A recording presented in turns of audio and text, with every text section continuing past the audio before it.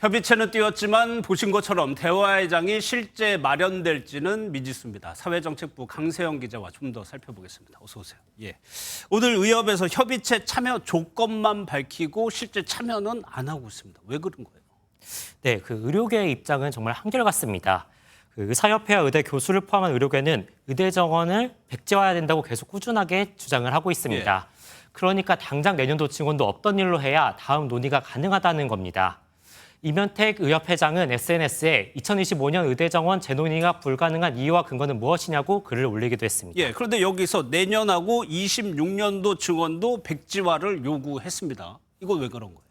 네, 지금까지 의료계는 일단 내년 증원을 취소해야 한다고 주장해왔습니다. 그런데 여기에 더해 오늘은 의사협회 관계자가 2026년도 증원하지 않아야 협의체에 참여할 수 있다고 말했는데요. 그러니까 앞으로 2년간 증원을 하지 않는 걸 조건으로 내세운 겁니다. 이 관계자는 올해 수업을 듣지 않는 의대생과 증원된 신입생을 교육할 준비가 안 돼 있다고 주장했습니다. 2026년까지도 준비를 마치기 어렵기 때문에 일단 증원을 취소하고 2027년 정원부터 논의해야 한다는 겁니다. 또 여야정이 단일안을 내놓아야 협의체 참여에 대한 입장이 나올 것이라고 말하기도 했습니다.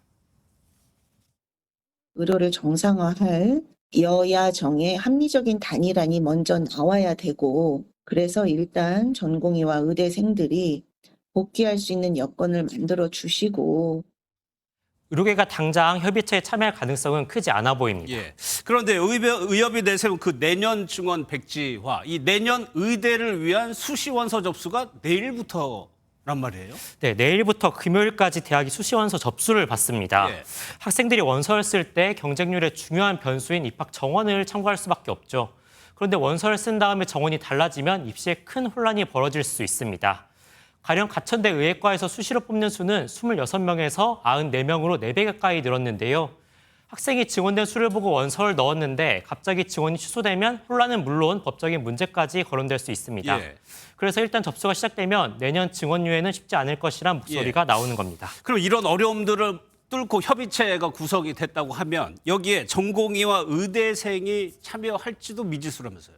네, 협의체를 두고 의료계에서 여러 가지 목소리가 나오고 있지만 아직까지 전공의와 의대생은 특별하게 말하는 게 없습니다. 지난 6월 의료계가 올바른 의료를 위한 특별위원회를 만들었을 때도 이들은 참여하지 않았습니다. 결국 이 위원회는 별다른 성과를 내지 못하고 활동을 멈췄는데요. 이번에도 전공의와 의대생이 참여할지는 불확실합니다. 다만 오늘 열린 학술대회에서 한 전공의는 의사가 불통이라는 인식이 생기지 않을까 걱정된다며 불참의 우려를 드러내기도 했는데요. 의료 정상화를 위해선 전공의와 의대생이 협의체에 참여하는 게 중요한 만큼 이들을 테이블에 앉힐 수 있는 방안에 대한 고민이 필요해 보입니다. 알겠습니다. 잘 들었습니다. 강세현 기자였습니다.